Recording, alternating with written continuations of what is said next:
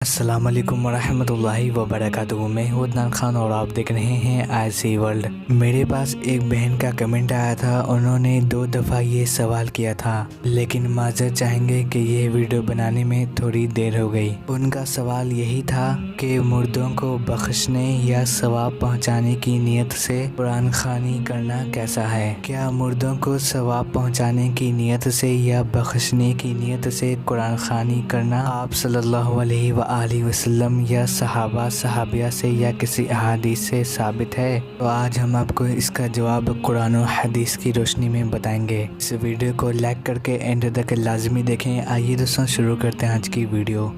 دیکھیے، سب سے پہلی بات، کچھ بدنی عبادتیں ایسی ہوتی ہیں جو شریعت میں منتقل ہوتی ہیں، مطلب ٹرانسفر ہو سکتی ہیں، یعنی دوسروں کو اس کا اجر و ثواب دیا جا سکتا ہے، چاہے مرنے سے پہلے بھی یا مرنے کے بعد بھی۔ یعنی کچھ بدنی عبادتیں ایسی ہوتی ہیں جو دوسروں تک ٹرانسفر ہو سکتی ہیں، چاہے وہ زندہ ہو یا مردہ۔ اور کچھ بدنی عبادتیں ایسی ہوتی ہیں جو اگر میں کروں تو اس کا اجر و ثواب اور اس کا فائدہ صرف مجھے ہی ملے گا، وہ ٹرانسفر نہیں ہو سکتا، پھر وہ چاہے مردہ ہو یا زندہ۔ لیکن بدنی عبادت میں کچھ عبادتیں ایسی ہیں جو اگر میں کروں تو وہ کسی میت کو ایصال بھی کر سکتا ہوں یا کسی زندہ کو دے بھی سکتا ہوں۔ آئیے ہم آپ کو وہ عبادتوں کے بارے میں بتاتے ہیں جو ہم میت کو ایصال بھی کر سکتے ہیں اور زندہ کو بھی دے سکتے ہیں۔ یہ سب ہم آپ کو قرآن و حدیث کی روشنی میں بتاتے ہیں۔ بدنی عبادتوں میں وہ عبادتیں جو ہم کسی کو ٹرانسفر کر سکتے ہیں، چاہے زندگی میں یا مرنے کے بعد، وہ کیا ہے آپ سن لیجئے۔ یہ روایت صحیح مسلم کی ہے۔ اگر کوئی کسی کے لیے حج کرے تو اگر وہ زندہ ہے، جا نہیں سکتا ہے، یا وہ میت ہے تو اس کے لیے کوئی دوسرا حج کر سکتا ہے۔ اسی طرح اگر کوئی عمرہ کرے تو اگر کوئی کسی کے لیے عمرہ کرتا ہے تو اس کا ثواب اس تک پہنچ جائے گا۔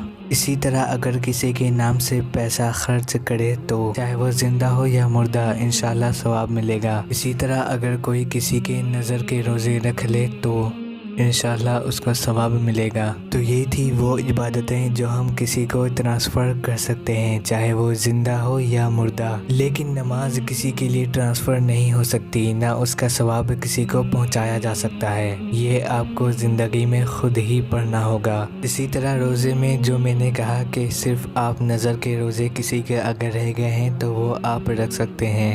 اب اگر کوئی آپ کو کہے کہ ہر سال میرے لیے روزے رکھ دو تو یہ ٹرانسفر نہیں ہوگا، یہ روزے آپ کو خود ہی رکھنے ہوں گے۔ تو اسی میں قرآن بھی داخل ہے۔ قرآن ایک ایسی عبادت ہے جو انسان کو اپنی زندگی میں خود ہی کرنا ہوگا، یہ کسی کے لیے ایصال یا ٹرانسفر نہیں ہوتی، اس لیے کہ نبی اکرم صلی اللہ علیہ وسلم کے دور میں کئی صحابہ کا انتقال ہوا، لیکن آپ صلی اللہ علیہ وسلم نے کبھی یہ نہیں کہا کہ ان کے لیے قرآن خوانی کرو۔ اب کچھ لوگ کہیں گے نہیں، وہ تو بہت نیک تھے، ان کو کیا ضرورت ہے قرآن خوانی کی؟ تو چلیے چھوڑ دیتے ہیں۔ کسی صحابہ نے ایک دوسرے صحابہ کے لیے کبھی قرآن خوانی نہیں کیا۔ اب آپ لوگ کہیں گے نہیں، وہ بھی تو بہت نیک تھے، تو چلیے چھوڑ دیجئے۔ تابع تابعین کے انتقال پر کبھی کسی تابع تابعین نے کسی کے لیے قرآن خوانی نہیں کیا۔ اب آپ لوگ کہیں گے نہیں، وہ بھی تو بہت نیک تھے، تو چلیے ان کو بھی چھوڑ دیتے ہیں۔ چاروں امام کو لے لیجئے، کبھی ان چاروں اماموں نے کبھی کسی کے لیے قرآن خوانی نہیں کیا۔